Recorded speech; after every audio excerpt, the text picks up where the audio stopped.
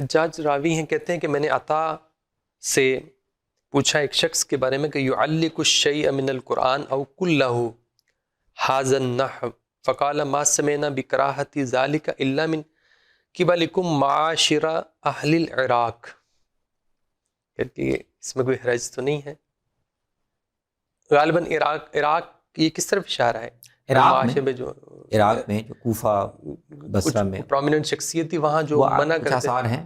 ابراہیم نخعی کا اثر ہے کہ عراق میں عام طور پر رجحان یہ تھا اہل علم کا کہ وہ دم کرنے کی تو اور بات ہے، لیکن لکھ کر تعویذ لٹکانے کا یا باندھنے کا اس کو وہ پسند نہیں کرتے تھے، چاہے وہ قرآن سے ہو چاہے غیر قرآن سے.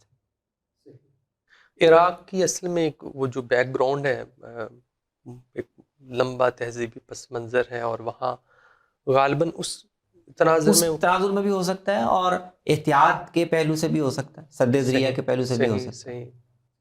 وہ بھی یعنی پسند نہیں کرتے تھے کہ قرآن دم کی حد تک پڑھنے کی حد تک ٹھیک ہے، لیکن اس سے تعویذ لکھ کے باندھنا یا لٹکانا یہ پسندیدہ نہیں ہے.